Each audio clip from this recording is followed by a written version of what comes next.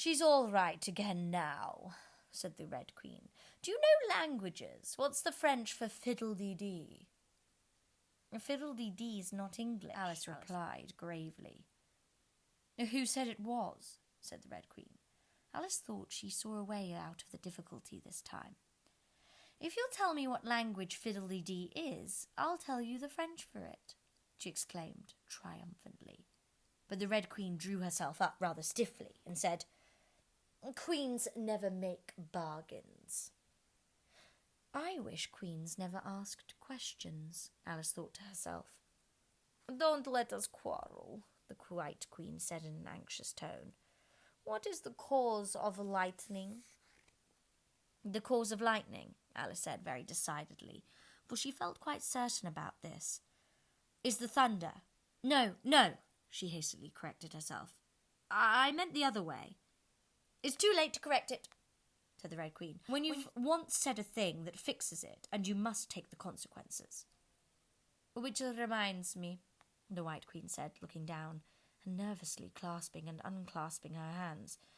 "We had such a thunderstorm last Tuesday. I mean, one of the last set of Tuesdays, you know." Alice was puzzled. "In our country," she remarked, "there's only one day at a time." The Red Queen said, "That's a poor, thin way of doing things. Now here, we mostly have days and nights 2 or 3 at a time, and sometimes in the winter we take as many as 5 nights together, for warmth, you know." "Well, are 5 nights warmer than 1 night, then?" Alice ventured to ask. "Oh, 5 times as warm, of course. But they should be 5 times as cold by the same rule." "Just so," cried the Queen. "5 times as warm and 5 times as cold, just as I'm 5 times as rich as you are, and 5 times as clever." Alice sighed and gave it up. "It's exactly like a riddle with no answer," she thought. "Humpty Dumpty saw it too," the White Queen went on in a low voice, more as if she were talking to herself. "He came to the door with a corkscrew in his hand." "What did he want?" said the Red Queen. "Well, he said he would come in," the White Queen went on, "because he was looking for a hippopotamus. Now, as it happened, there wasn't such a thing in the house that morning." "Is there generally?" Alice asked in an astonished tone. "Well, only on Thursdays," said the Queen. "I know what he came for," said Alice. "He wanted to punish the fish because—" Here the White Queen began again. "It was such a thunderstorm, you can't think." "She never could, you know," said the Red Queen. "And part of the roof came off, and ever so much thunder got in and went rolling around the room in great lumps and knocking over the tables and things, till I was so frightened I couldn't remember my own name." Alice thought to herself, "I never should try to remember my name in the middle of an accident. Well, where would be the use of it?" But she did not say this aloud for fear of hurting the poor Queen's feelings. "Your Majesty must excuse her," the Red Queen said to Alice, taking one of the White Queen's hands in her own and gently stroking it. "She means well, but she can't help saying foolish things as a general rule." The White Queen looked timidly at Alice, who felt she ought to say something kind, but really couldn't think of anything at the moment. "She never was really well brought up," the Red Queen went on, "but it's amazing how good-tempered she is. Pat her on the head and see how pleased she'll be." But this was more than Alice had courage to do. "A little kindness and putting her hair in papers would do wonders with her." The White Queen gave a deep sigh and laid her head on Alice's shoulder. "Oh, I am so sleepy," she moaned. "Oh, she's tired, poor thing," said the Red Queen. "Smooth her hair, lend her your nightcap, and sing her a soothing lullaby." "I haven't got a nightcap with me," said Alice, as she tried to obey the first direction, "and I don't know any soothing lullabies." "Oh, I must do it myself, then," said the Red Queen, and she began. "Hush-a-bye, lady, in Alice's lap, till the feast's ready, we've time for a nap. When the feast's over, we'll go to the ball, Red Queen and White Queen and Alice and all." And now you know the words.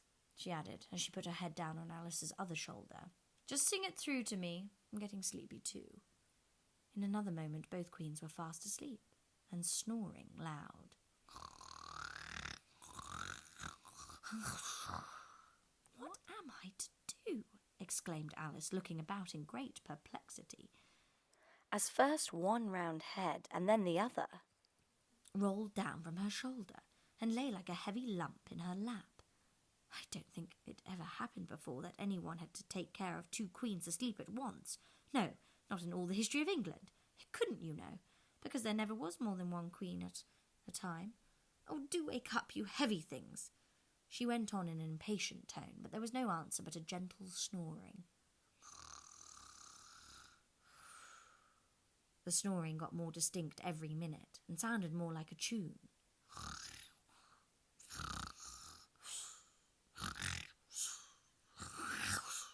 At last she could even make out words, and she listened so eagerly that when the two great heads suddenly vanished from her lap, she hardly missed them.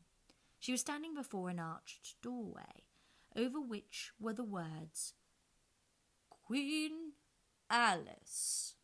In large letters on each side of the arch there was a bell handle.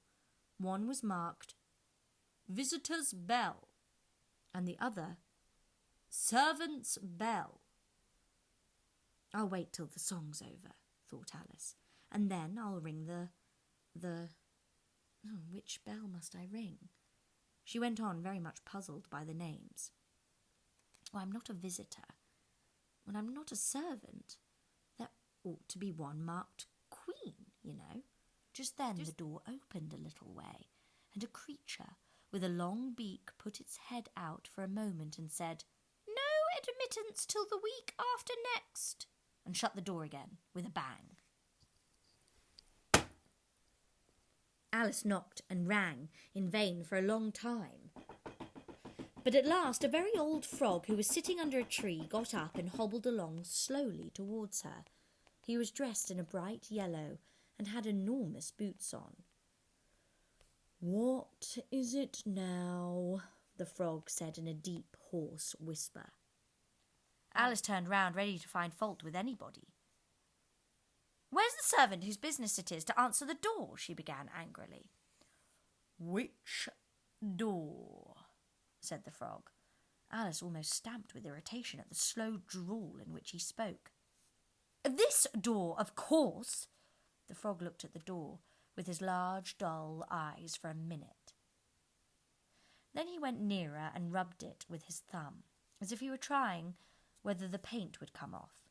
Then he looked at Alice. "To answer the door," he said, "what's it been asking of?" He was so hoarse that Alice could scarcely hear him. "I don't know what you mean," she said.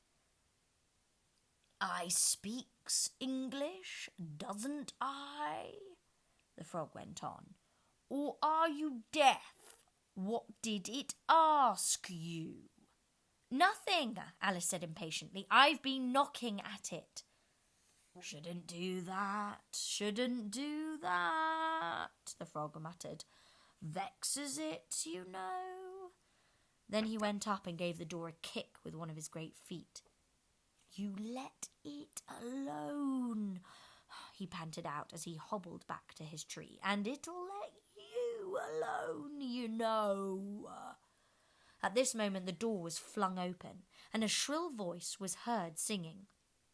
"To the looking-glass world it was Alice that said, I've a sceptre in hand, I've a crown on my head. Let the looking-glass creatures, whatever they be, come and dine with the Red Queen, the White Queen, and me." And hundreds of voices joined in the chorus. "Then fill up the glasses as quick as you can, and sprinkle the table with butters and bran. Put cats in the coffee and mice in the tea, and welcome Queen Alice with 30 times 3. Then followed a confused noise of cheering. "Oh, hey! Ooh." And Alice thought to herself, 30 times 3 makes 90. I wonder if anyone's counting. In a minute there was silence again, and the same shrill voice sang another verse. "Oh, looking-glass creatures," quoth Alice, "draw near. 'Tis an honour to see me, a favour to hear. 'Tis a privilege high to have dinner and tea, along with the Red Queen, the White Queen, and me." Then came the chorus again. "Then fill up the glasses with treacle and ink, or anything else that is pleasant to drink. Mix sand with cider and wool with wine, and welcome Queen Alice with 90 times 9. 90 times 9, Alice repeated in despair. "Oh, that'll never be done. I'd better go in at once." And in she went, and there was dead silence the moment she appeared.